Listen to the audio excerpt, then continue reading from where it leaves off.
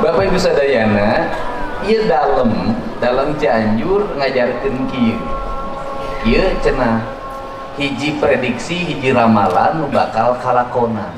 Kaum mabur calukna sama leungiteun pandana, Ciamis tinggal paitna, Ciherang tinggal kirukna, resi leungiteun ajina, pandita ilang komara kadulu ku hawa nafsuna, bangkong dikongkorong kujang, kacai mawa cameti pang rango katarik kolot. Ajaran naon ieu teh? Ajaran tata kelola pamarentahan. Yen pamarentahan mun ngawangun ulah leungiteun eusina, ulah leungiteun substantina, ulah ribut dinu cangkang poho kanu eusi. Cangkang mah bisa diduruh, eusi mah moal bisa. Naon hartina nu kudu diwangun di urang ayeuna? Benerkeun nu kahiji Bupati kedah evaluasi tata ruang. Tata ruangna kumaha? Gunung kudu awian, lengkop kudu balongan, lebak kudu sawahan. Naon nu pernah kaalaman ku Cianjur? Pastir bulistir, sawah bedah. Naon akibatna? Bencana.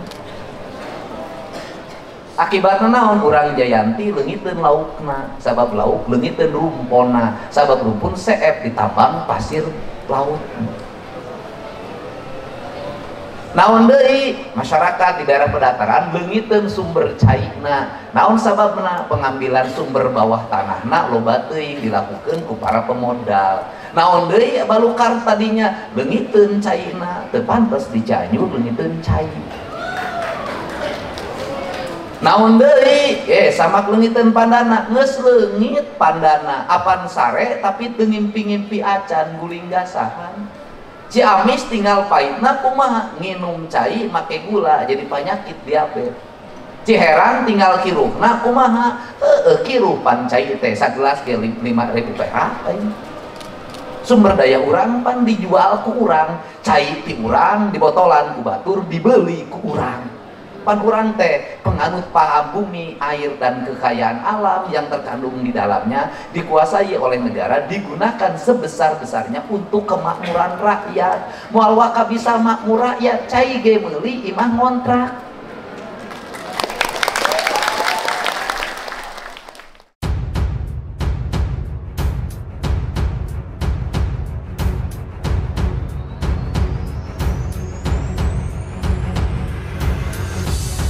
Pernahkah kalian mendengar ramalan tentang Ratu Adil, sosok misterius yang konon katanya akan muncul saat negeri ini kacau?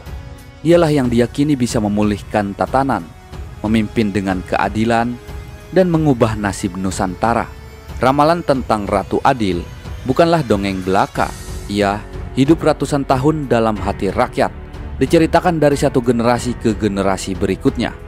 Tapi siapa dia sebenarnya? Dari mana ramalan ini berasal?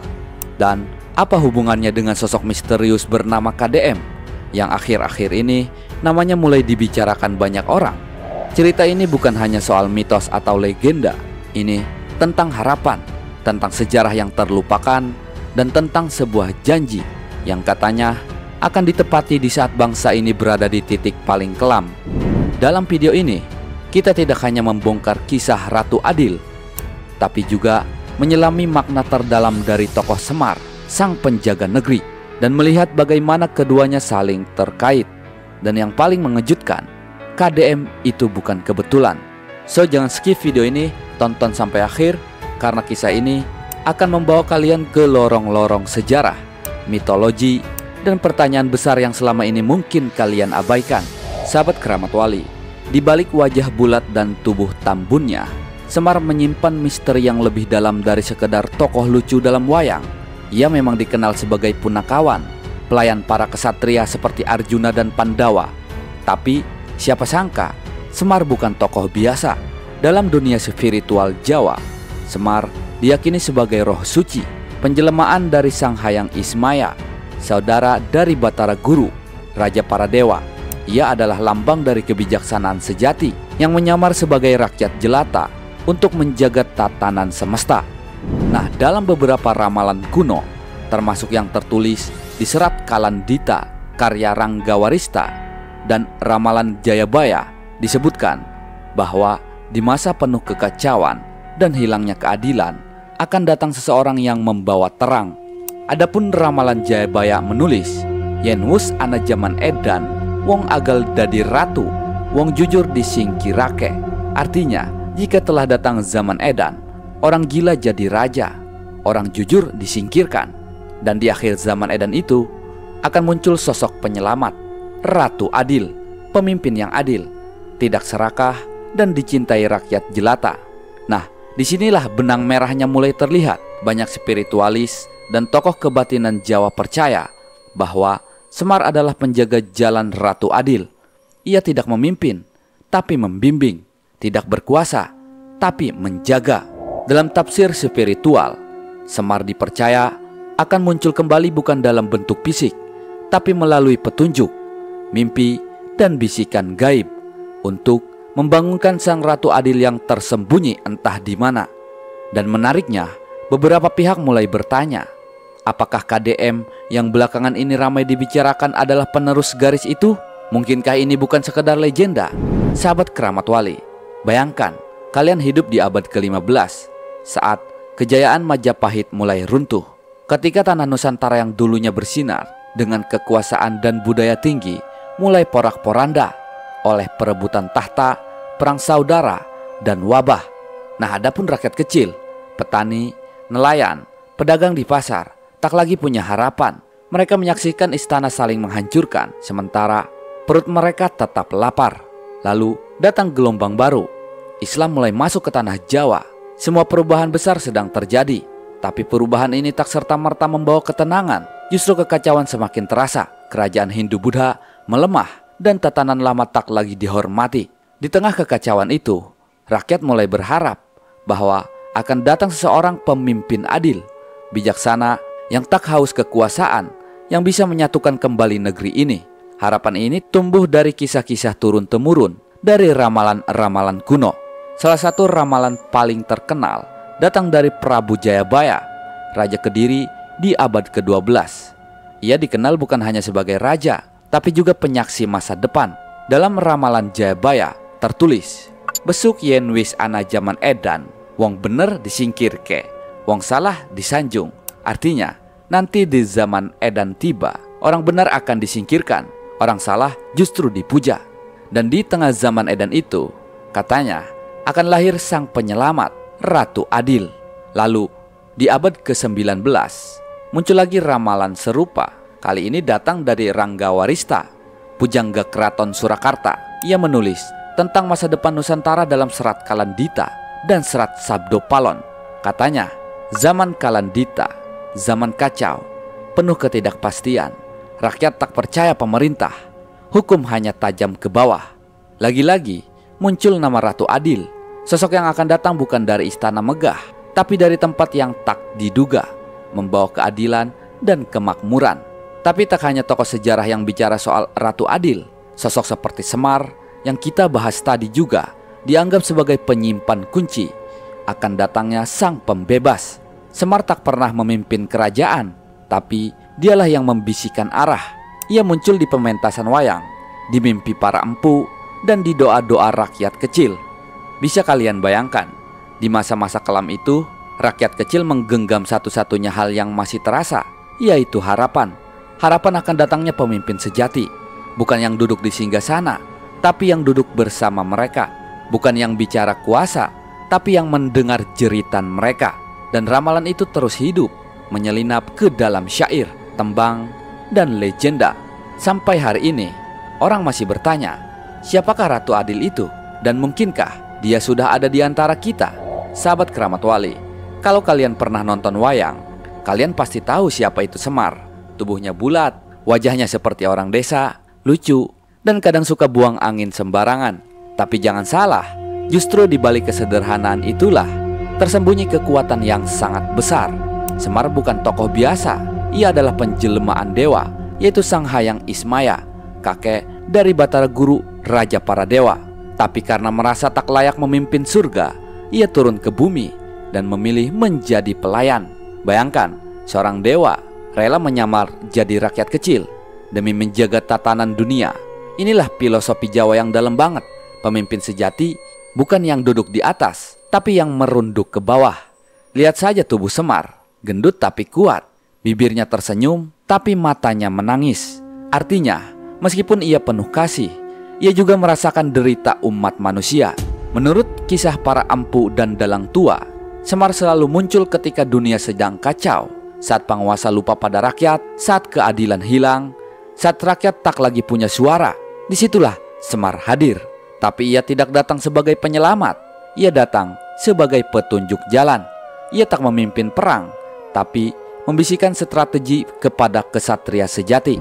Nah, dalam perang besar Baratayuda, saat Pandawa mulai goyah, siapa yang ada di sisi mereka? Ya, Semar, diam-diam, tapi penuh pengaruh. Itulah kenapa Semar dianggap sebagai bapaknya Ratu Adil, bukan secara darah, tapi secara jiwa. Semar adalah cermin dari nilai-nilai luhur Jawa, yaitu welas kasih, andap asor, wicaksana, dan laku prihatin. Semar tidak butuh mahkota karena ia sudah punya pengaruh spiritual yang melebihi raja manapun. Nah, dalam dunia spiritual, banyak yang percaya kalau kalian bermimpi bertemu Semar, itu tandanya kalian sedang dipanggil untuk menjaga nurani dan melawan kezaliman dengan hati yang terang. Semar bukan pemimpin, tapi ia penjaga pemimpin sejati. Banyak yang mulai bertanya-tanya, kalau benar Ratu Adil akan datang, di mana Semarnya? Apakah sudah turun ke dunia dalam bentuk lain, dalam wujud orang bijak, atau bahkan dalam sosok yang tak dikenal? Disinilah kita mulai mengarah pada sosok misterius yang disebut-sebut sebagai KDM. Tapi tunggu dulu, sampai di titik ini, kalian mungkin bertanya-tanya, oke, ramalan Ratu Adil itu memang misterius. Tapi siapa yang mungkin dimaksud saat ini? Disinilah teka-teki itu mulai berubah menjadi sesuatu yang mengejutkan. Banyak orang dari pengamat spiritual, peneliti sejarah, sampai rakyat biasa pelan-pelan mulai menyebut satu nama, yaitu KDM. Siapa itu KDM? Sosok ini bukan tokoh dari pewayangan, bukan pula tokoh sejarah resmi di buku pelajaran, tapi ia hadir di zaman kita, bersuara keras saat yang lain diam, dan berani melawan ketidakadilan ketika banyak yang lain memilih aman. Dan anehnya, jejak hidupnya seolah mengikuti ramalan-ramalan kuno yang dulunya hanya dianggap mitos.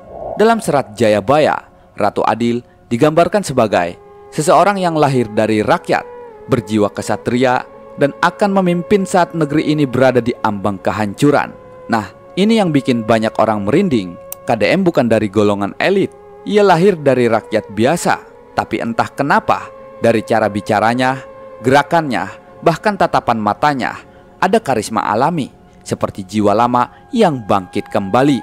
Di beberapa catatan ramalan, Ratu Adil disebut akan memiliki mata yang tajam, tatapan yang dalam, dan suara yang memanggil hati rakyat. Dan banyak yang merasa KDM punya semua itu. Bukan hanya soal ramalan atau simbol, KDM juga melakukan aksi nyata. Ia membela kaum yang tertindas, ia bicara soal keadilan, ia bahkan pernah mengorbankan kenyamanan pribadinya demi suara rakyat. Apakah ini kebetulan? Atau memang ada sesuatu yang bekerja dari balik layar sejarah? Nah, di banyak tempat, terutama di daerah pedalaman, pesantren, hingga komunitas adat, nama KDM mulai dibisikkan sebagai penyambung harapan. Bahkan ada yang menyebut, kalau bukan dia, lalu siapa lagi? Tapi tentu saja, KDM sendiri tidak pernah mengklaim dirinya sebagai Ratu Adil.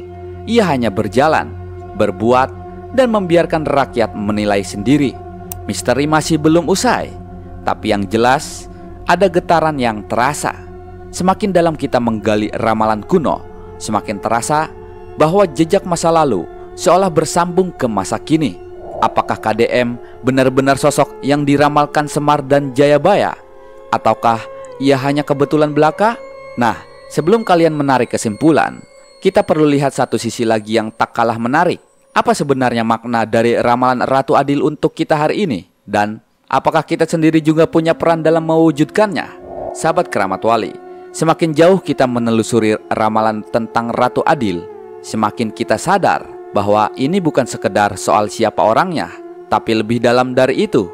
Ini adalah soal harapan, soal kerinduan rakyat terhadap sosok pemimpin yang jujur, adil, dan benar-benar hadir untuk mereka. Ada spiritualis yang percaya bahwa Ratu Adil sudah lahir, tapi belum diizinkan tampil sepenuhnya oleh semesta. Ada sejarawan yang melihat ramalan ini sebagai cermin dari siklus sejarah bahwa di setiap zaman kekacauan selalu ada harapan akan pemimpin baru. Dan ada pula rakyat biasa yang berkata, entah siapa dia, yang penting kami butuh orang jujur yang gak cuma janji-janji. Semua pendapat ini sah karena ramalan adalah cermin dari isi hati kita sendiri. Mari kita jujur, Indonesia, Nusantara, bahkan dunia sedang berada dalam perubahan besar. Krisis moral, sosial, lingkungan, dan kepercayaan terhadap pemimpin. Maka wajar kalau muncul kembali ramalan-ramalan lama, karena manusia memang butuh pegangan saat segalanya terasa tak pasti. Tapi penting untuk kita ingat, ramalan bukan perintah, bukan kepastian, tapi undangan untuk merenung dan bertanya. Sudahkah kita siap jika Ratu Adil itu benar-benar datang? Atau justru kitalah yang sedang ditantang menjadi Ratu Adil bagi lingkungan sekitar kita? Jadi, apakah KDM adalah Ratu Adil? Apakah Semar benar-benar mewakili kekuatan yang akan menuntun kita keluar dari zaman edan? Mungkin iya, mungkin belum tentu. Tapi satu hal pasti, ramalan ini berbicara tentang kita semua. Tentang bagaimana harapan dan ketulusan masih hidup meskipun keadaan sedang gelap. Dan mungkin itulah pesan sejati dari Semar dan para leluhur Nusantara. Jadilah terang, sekecil apapun, di tengah kegelapan zaman. Apakah mungkin Ratu Adil itu bukan satu orang, tapi semangat yang bisa hidup dalam setiap dari kita? Sahabat Keramat Wali, setelah semua yang kita bahas, dari Semar, Jayabaya, Ratu Adil, sampai sosok misterius KDM, ada satu pertanyaan yang menggelitik. Apa kita terlalu sibuk mencari sosok penyelamat di luar diri sampai lupa bahwa kita pun bisa jadi bagian dari ramalan itu? Coba bayangkan, seorang ibu yang terus berjuang demi anak-anaknya meski hidup pas-pasan. Seorang pemuda yang menolak korupsi meski ditawari jalan pintas. Dan seorang guru desa yang setia mengajar meski lelah.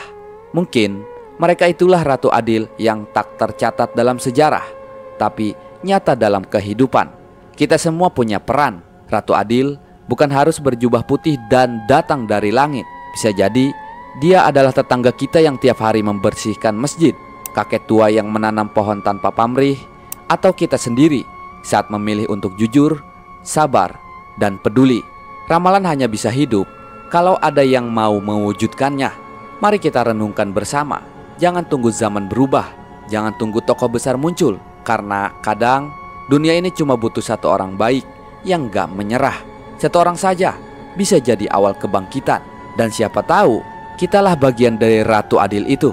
Sahabat Keramat Wali, kalau kalian percaya bahwa harapan masih ada, kalau kalian merasa kisah ini menggugah hati, jangan lupa like, share, dan subscribe untuk terus mendukung konten-konten sejarah, spiritual, dan kisah-kisah Nusantara seperti ini.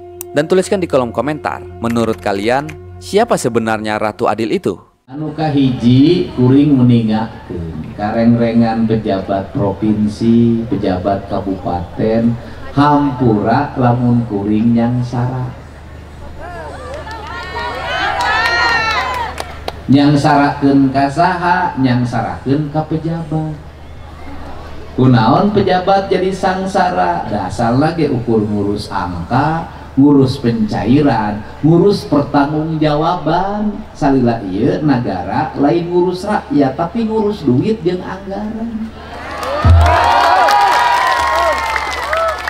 Kumaha ngurus duit jeung anggaran? Aya duit dibalanyakeun, dipertanggungjawabkeun. Eta duit rek ngeunah, rek teu ngeunah, rek jadi daging, rek teu jadi daging, rek jadi sumsum, rek teu jadi sumsum. Nu penting mah nepi aya pertanggungjawabanana. Eta gayana. Teu beda ti kieu mere budak, nu penting mah dibere kejo we jeung deungeunna tunda na meja eta budak disarwakeun jeung ucing. Rek didahar, rek teu didahar kumaha. Nu penting mah aing geus ngayogikeun. Berarti barang berena eta budak disarokeun jeung ucing malah leuwih rendah tibatan ucing. Ucing ge dinang-naneng nu make cinta mah dipunjung, dipuja, didama-dama jadi batur hirup. Tapi ka ucing boga kasatiaan ka dununganana. Dununganana leungit dugi ka maotna eta ucing nungguan dununganana teu balik-balik ucing. Jadi ayeuna kumaha, ayeuna ku Kang Dedi diroba, urang teh lain nebarkeun angaran, urang teh nek nebarkeun rasa jeung cinta. Ai rasa jeung cinta, ku rasa jeung cinta mah aya duit teu aya duit kudu aya rasa jeung cinta. Duit nuturkeun, anggaran nuturkeun, sabab cinta bisa ngadatangkeun kabeh perkara. Mantake jeung kuring mah eueuh kalimat eueuh duit nuturkeun.